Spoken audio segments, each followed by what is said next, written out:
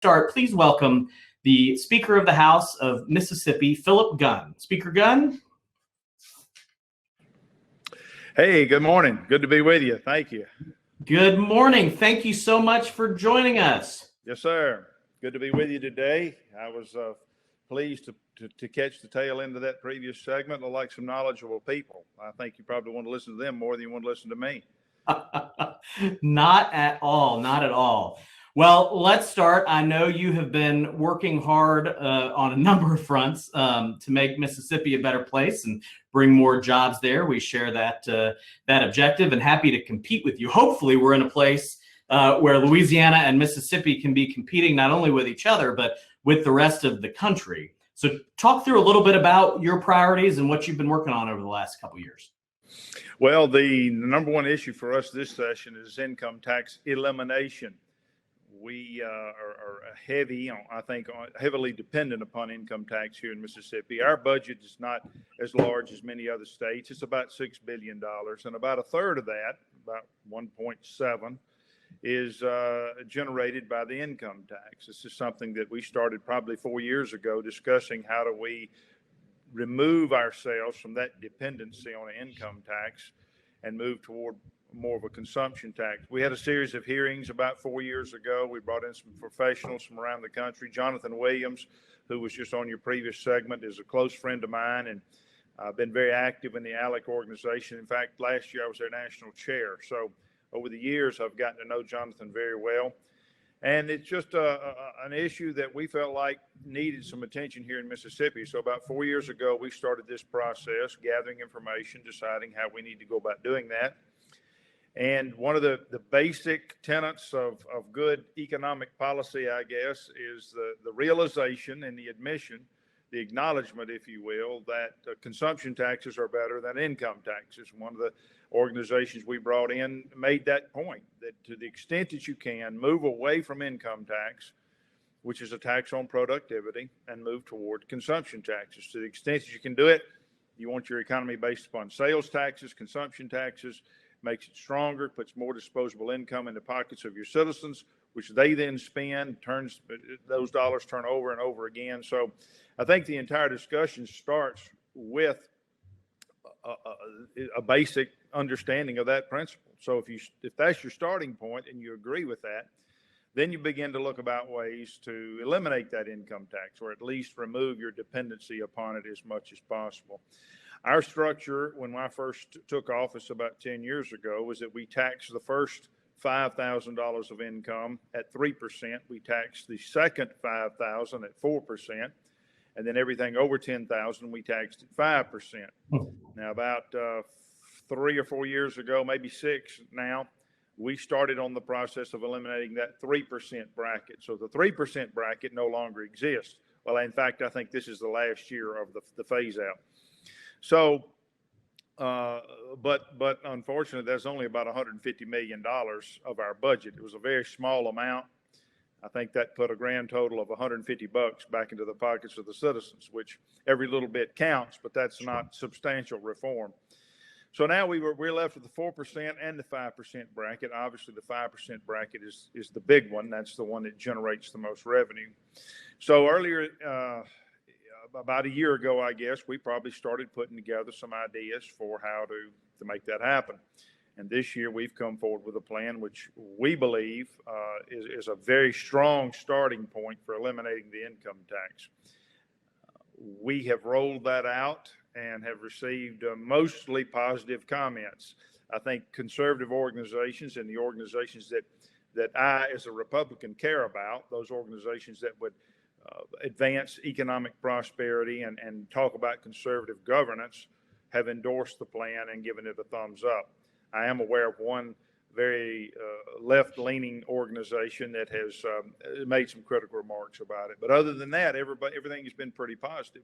We've had a couple of Ole Miss economics professors that have reviewed it, and they have told that our current structure is costing us about $370 million a year in gross domestic product, that if we eliminate the income tax, we will realize a $371 million increase in our gross domestic product.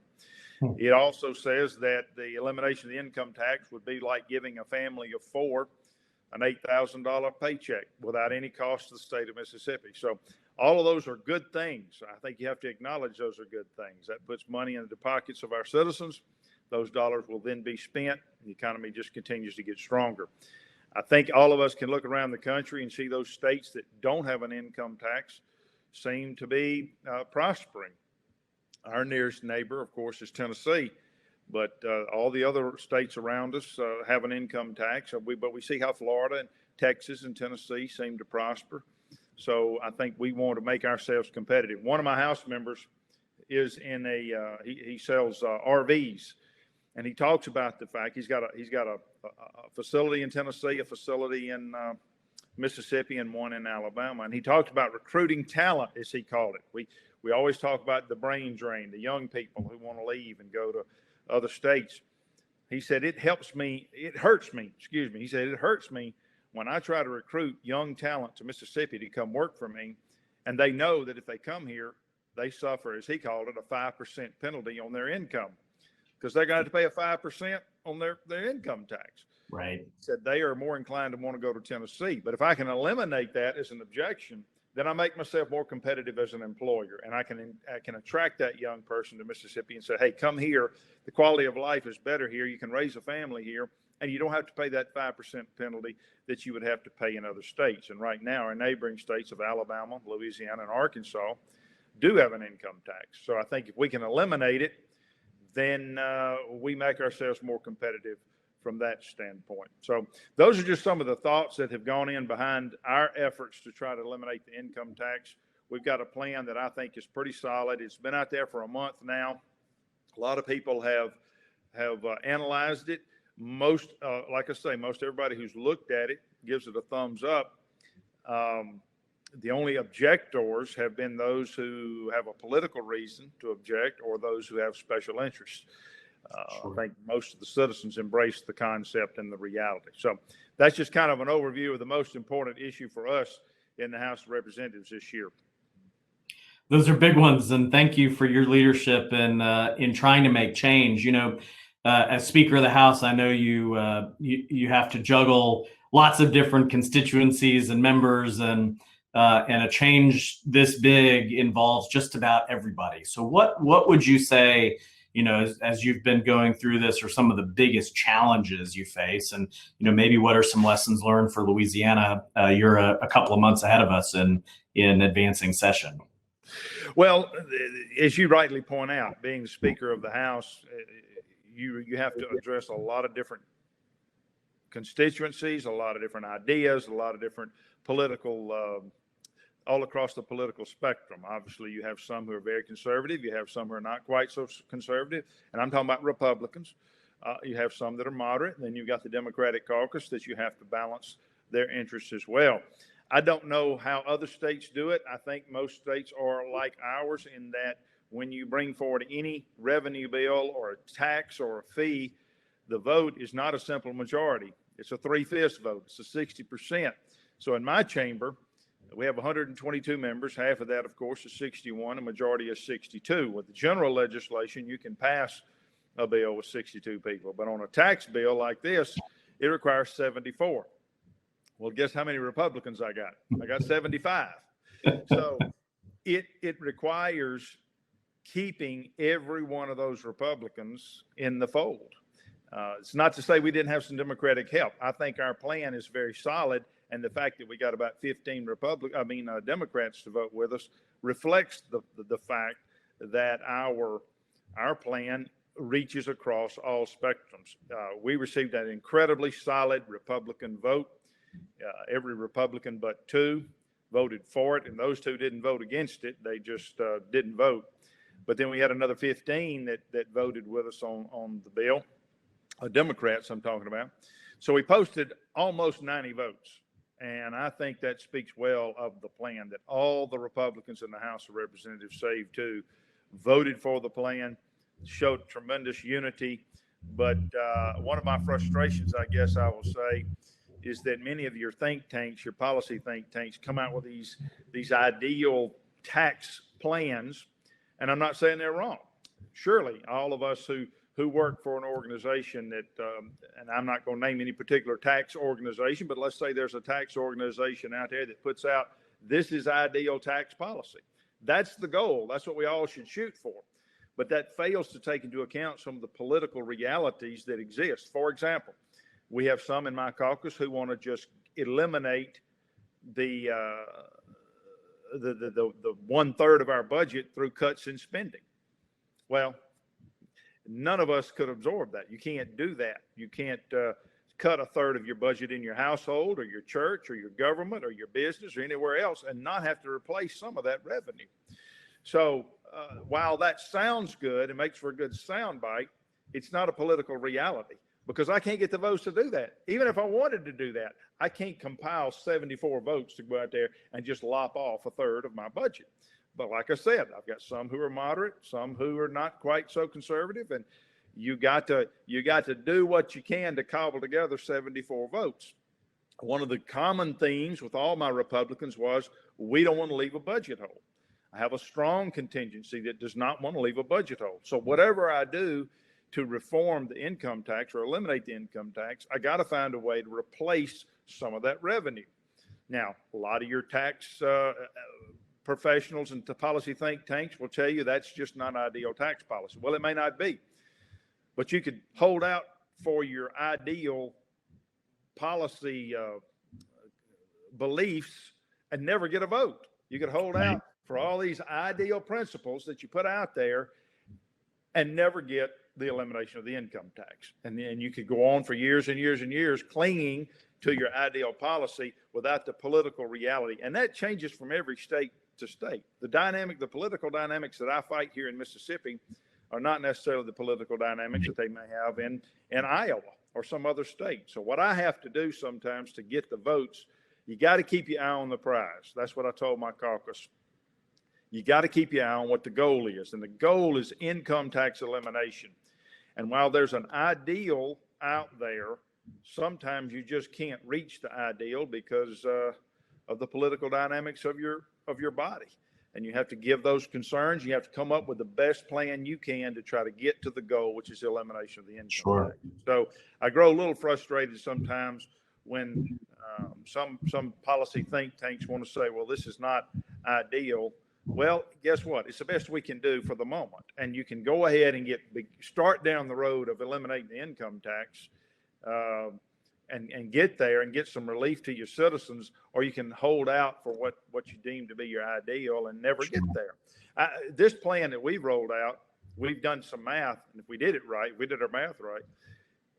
If this plan had been in place 5 years ago, we would be 2 years away from eliminating our income tax. So if we had started down this road 5 years ago, we would be almost there. So sometimes you got to keep your eyes on the idea that you're trying to get rid of the income tax, and you have to compromise on some things you may not would rather compromise on. For example, in our plan, we eliminate the tax, but we got to replace the hole. We do it through increasing the sales tax. And so a lot of people who are very conservative, and I'm a very conservative guy, don't get me wrong. But it sounds great, makes for great headlines and great sound bites to say I'm not going to raise anybody's taxes. Well, you can cling to that and never get there because I cannot get the votes if I don't have a plan to replace the revenue. It was made very clear to me within my caucus. I got to get 74 votes. I got to find a way to replace that revenue.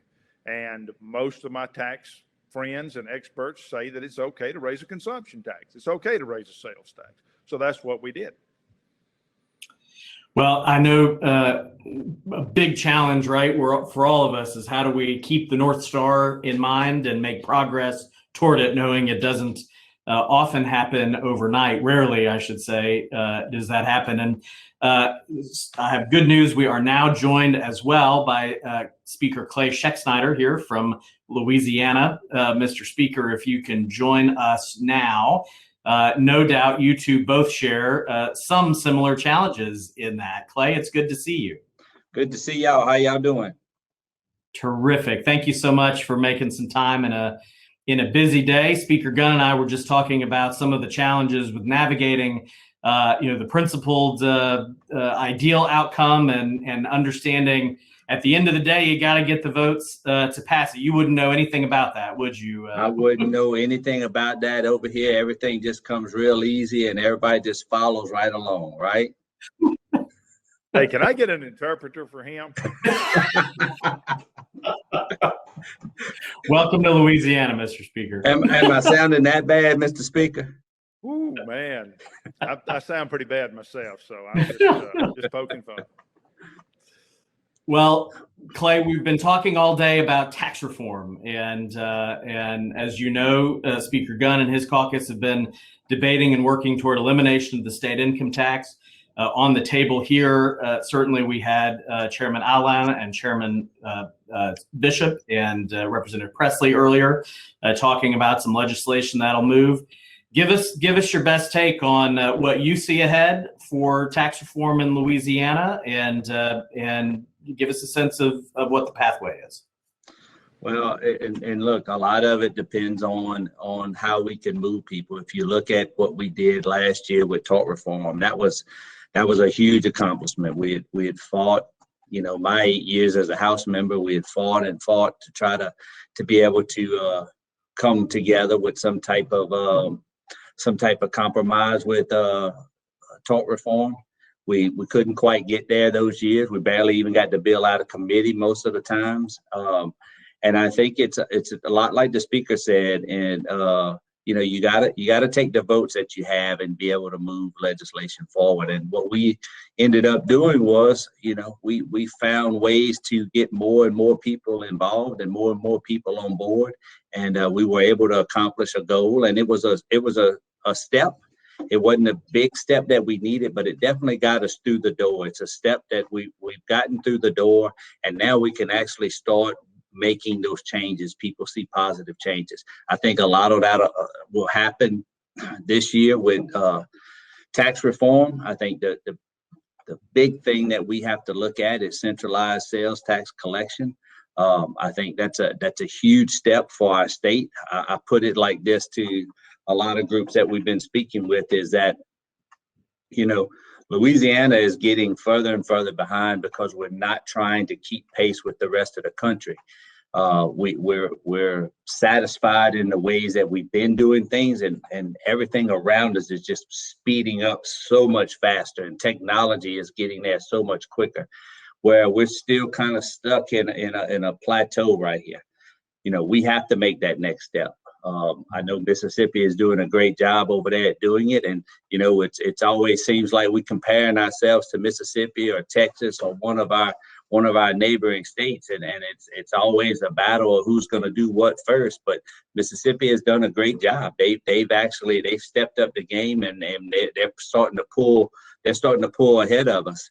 We need to step up our game. And I think the big thing that we have to accomplish this year is, some of these tax reforms that we have, of course, centralized being the main one.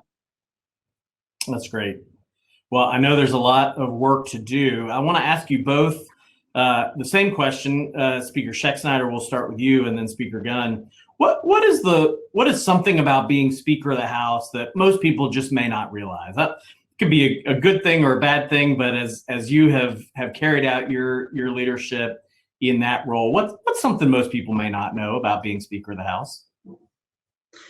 I think most people don't realize, and I know on my part anyway, and I'm sure that the Speaker Gunn would say the same thing, is how much extra time you have to put in compared to being a chairman or just a House member. It's a lot more time dealing with all the members and staff that we have to deal with.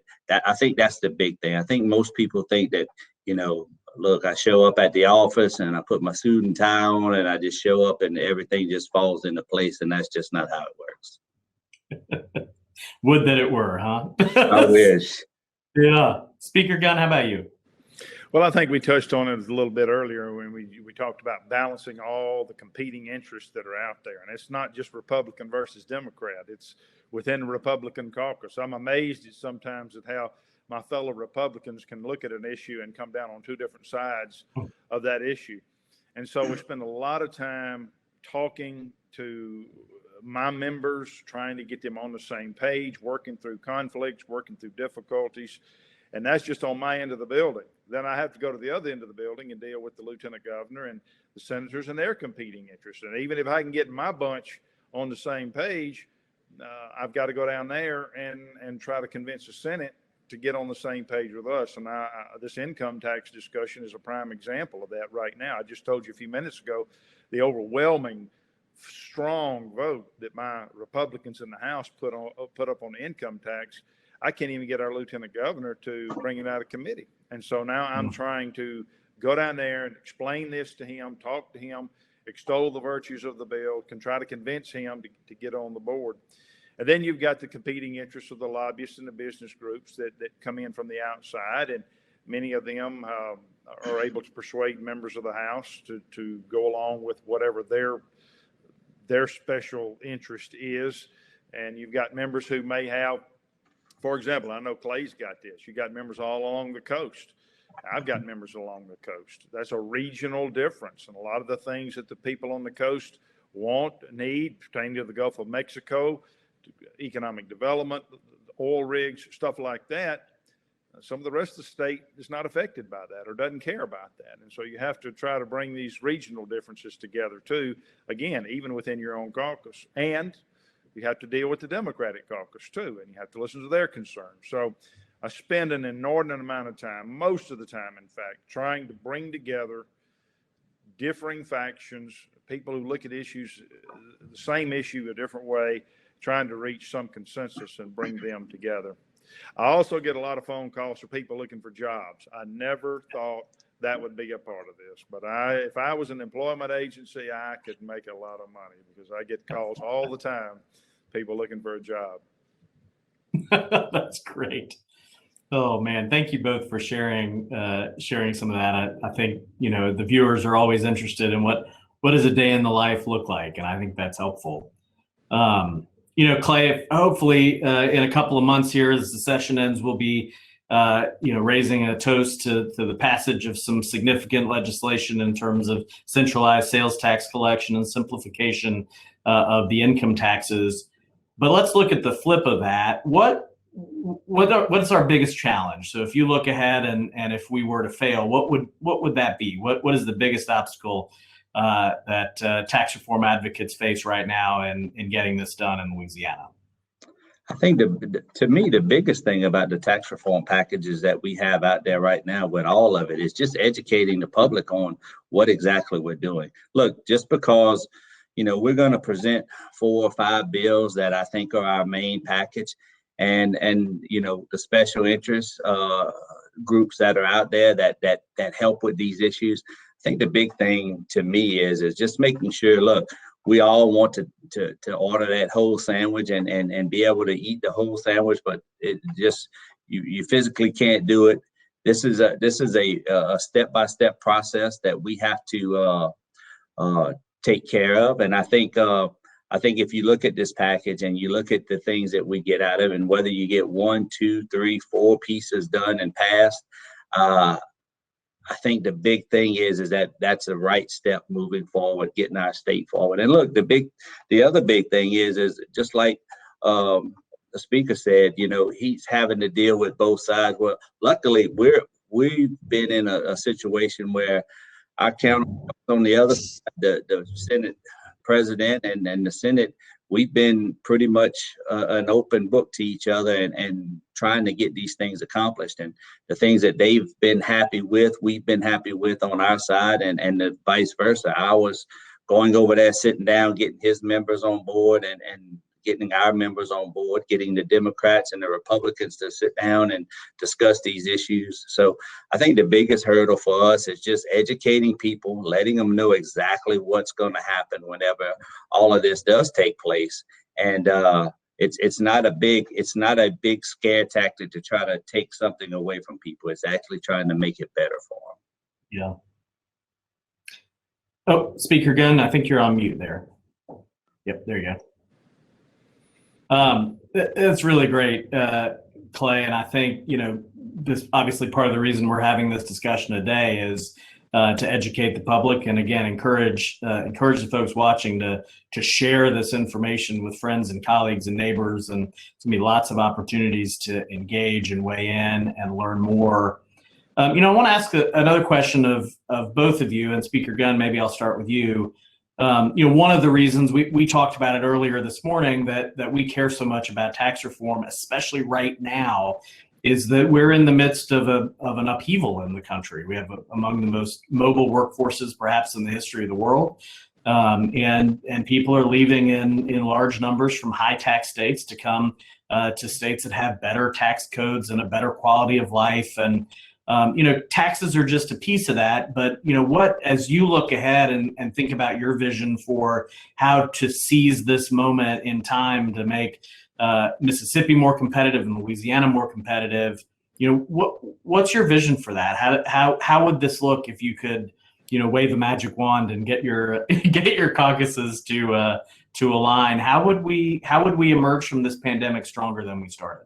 So, Speaker Gunn, maybe start with you on that. Well, I think you touched on a number of things that I don't know if there's actually any one right recipe or cookie cutter approach that can be taken. I think every state has to weigh out its strengths, its weaknesses. What are the things that it offers, and how can it position itself to be more competitive? And I think that's something we're looking at here in Mississippi. One of the things that we talked about was trying to attract industry and jobs. I think the technology sector is the future. I think we've got to be able to look at more ways to attract technology type jobs, but you've also got to make yourself more competitive from a tax standpoint, not only an income tax standpoint like we're talking about, but from taxing on businesses. And what can you do there? You got to look at workforce development. I will tell you that is a huge focus for us, has been for the last 2 years, making sure you have a competitive, qualified, educated workforce. The brain drain issue I mentioned earlier is something that we've been looking at in Mississippi, trying to keep our best and our brightest, and not only ours, but attract others to come here too. Young people looking for jobs. What can we do to position ourselves to make sure that they want to come here? Obviously, as a Republican and a conservative, I believe the roadmap of capitalism, the roadmap of making yourself competitive is the way to go. I was at a meeting not long ago, maybe a year and a half ago, with Doug Ducey, who's the governor of Arizona. And at that meeting, they announced that Arizona was the #1 growing economy in the nation. And they asked him what he did to make that happen. What is his recipe? What is his secret? And he said, well, I'd like to take credit for it. But he said, the reality of it is that California is so crazy that all the people are moving over here. So he didn't take the credit for it. He gave credit to Jerry Brown, who I think was the governor then, who was pushing all the people next door. Well, we have to realize there are a lot of people looking for another place to go. And we want to make ourselves competitive. I think by the elimination of the income tax, we think we can do that. Like I said, our 3 of our 4 surrounding states still have an income tax. If we can get rid of ours, puts us on a more competitive playing field. So back to my original point, I don't know that there's a cookie cutter approach that can be taken. We in Mississippi have to evaluate our strengths and our weaknesses. We're an agricultural state for the most part, but like Louisiana, I'm sure, and so many of the southern states have a high emphasis on agriculture. How do we position ourselves to attract industry and jobs and make ourselves more competitive? All those things go into the mix, I think. Absolutely. It's funny or convenient anyway. You should mention technology. Just a plug for tomorrow's mini summit will be on how to make Louisiana the most innovation-friendly state in the country. And we have a report actually coming out here in the next week or so, along with the Mississippi Center for Public Policy on rural broadband solutions for Louisiana and Mississippi. So lots of shared challenges and opportunities in our 2 bordering states. All right, Speaker Schexnayder, what is your vision? What as we look ahead, can we do to make Louisiana most competitive?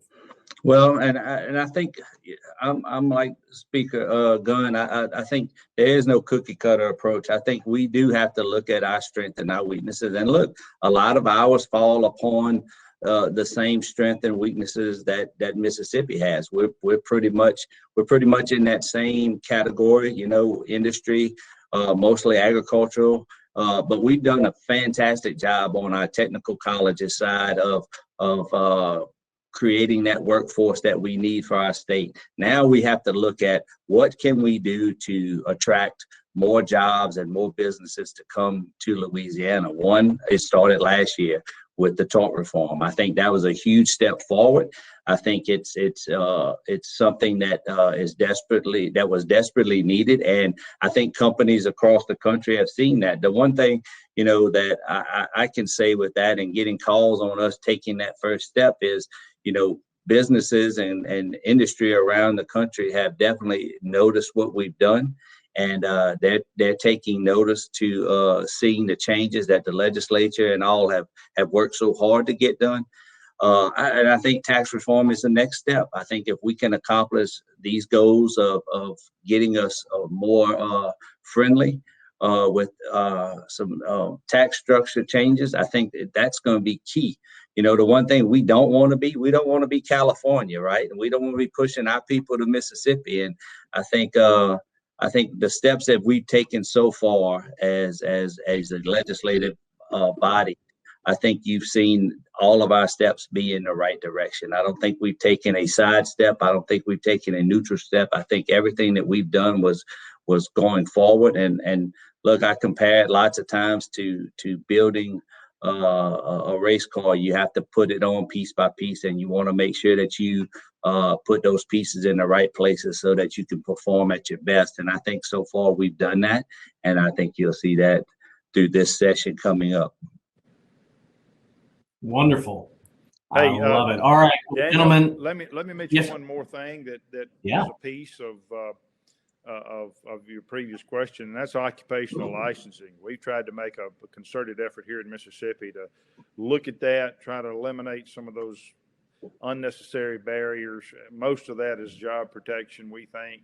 There clearly are some professions that need regulation. I'm not suggesting that at all. I'm an attorney, and I obviously would advocate that the attorneys meet some minimum standard of qualification. But we all know that there's a whole host of industries out there that have occupational licensing that it's just job protection seems like a barrier to competition. So that's another thing I think we all ought to look at.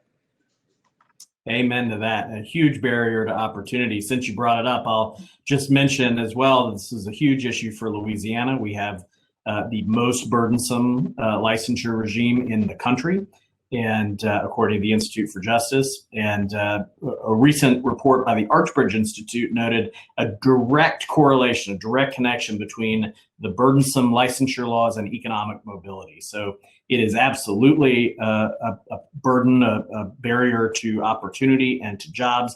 And it's also a huge barrier to moving people out of cycles of poverty and into more opportunity. I know that's what at the end of the day we're all about, is human flourishing and really opportunity for all. And Daniel, if you remember, last session, we've looked, I say last session, the session before last, we looked at some of those and were unable to move many of them. But this past session with the COVID, we suspended occupational licenses and to help get the COVID recovery back going. And I think that was a huge step. And I think you see the legislature poising itself to be able to do more, to be able to get rid of some of those those licenses and stuff. So. Absolutely. I appreciate that. It's certainly something we'll all need to work together to do moving forward. So great to hear, and kudos on the progress that you all have made in the last couple of years. Well, gentlemen, we are almost to the end of our time. I want to give you both an opportunity just to close and share some words of wisdom. We've got some of Speaker Schexnayder's colleagues on the line, lawmakers from across the state, as well as grassroots activists and citizens and voters from all over the state. So Speaker Gunn will start with you, and Speaker Schexnayder, you can wrap us up. Some closing thoughts for our folks, and maybe some encouragement to work hard to get this done. Speaker Gunn? Well, thank you, and it's been a pleasure to be with you. I will follow up on what Clay said there about the occupational licensing and difficulty he's had. Surprisingly, we've had difficulty with that as well. we picked what we thought would be I call the low-hanging fruit, those professions that really didn't seem to have a good reason for why they had a license. And we brought forward a bill that would eliminate some of those. And boy, the backlash was great. And it affected some of our members and their votes. So if you want to have a mission, it would be to go ahead and begin to identifying some of those professions that could easily remove some of that regulation, and then try to convince your members, try to convince the legislators that is something that needs to be done. It's a little harder climb than I anticipated. I noticed one of the comments asked about broadband on here and what we're doing in Mississippi. We have made great strides in the broadband arena. We did a special session back in 2018 where broadband was a big part of that. We used or worked through the EPAs there. Obviously, there's great conflict between the power companies and the cable companies and the phone companies and all that. And it presents a very difficult issue, to be honest with you. About 23% of our state does not have high-speed internet service. But the cost is so great to get it out into the outer regions of that. It's just a hard thing to do. And you end up having to have competing interests between these industries, and it's not easy. It's not a pleasant thing. And what I challenge my caucus to do at the end of the day is say, look, we don't like to pick winners and losers. We don't like to pick between our friends. And we're friends with the cable people. We're friends with the telephone people. We're friends with the EPA. At the end of the day, we're not sent up here to represent any of those people. At the end of the day, we're sent up here to represent the citizens of this state. And that man at the end of the line needs internet. And so whatever decisions we make, we need to make decisions that help the people of the state first and foremost. And whatever we have to do to get service to that man at the end of the line is what we need to do. And I'll tell you a quick story. One of my lobbyists who's in the internet business was assigned the task of quoting or calculating what it was going to cost to run internet to some houses about 3 miles down the road. There were 6 houses down that road, and the cost was like $300,000 to run a line. But he told his boss, he said, I've done 2 calculations. One is, how much will it cost for us to run the service to those 6 houses is $300,000. But if we pay to move all 6 of those houses into town, it's only $200,000. So it was cheaper to bring the houses to the service than it was to take the service to the people. Those are some of the kind of challenges that you have to fight. But at the end of the day, as legislators, we've got to do what's in the best interest of the citizens and try to get the service to them. And we've tried to make a distinction between served and underserved or non-served areas. As you would expect, there's a fight about that. How do you define underserved? So it's a challenge. We're trying to work hard to make sure our people get it. I'll stop right there. I don't want to take up all the time. I'll leave some for Clay. We appreciate you. Thank you, Speaker Gunn. All right. Close us out. All right. Well, look, I appreciate y'all having us. It's an honor to be here and to speak, especially with the Speaker of Mississippi being on. And I'm hoping I can make as big a splash as he has in Mississippi. As I hope I can do those same things here. But I can tell you the challenges that we've seen over my 8 years as a legislator hasn't changed much, right? We've made some small steps, but I think what you've seen this last year, even though COVID kind of overshadowed a lot of it, I think you see a legislative body that wants to move things forward, wants to make our state more positive. And I think the groups that we have in place are doing that. I think our delegations, our caucuses are working well together. We just had a few retreats before session, and we had great attendance at all of them. I think you're going to see a huge push on the broadband side that started last year and it's carried over to this year. So I think the future looks bright for us. I really do. And I can tell you, there's not a legislator on that floor that makes a vote for himself. They make them for their constituents back home. And that's what I'm most proud of in our legislators that we have here. So look, I appreciate y'all. Thank y'all, Daniel, for what you do, and look forward to seeing y'all at the end of this.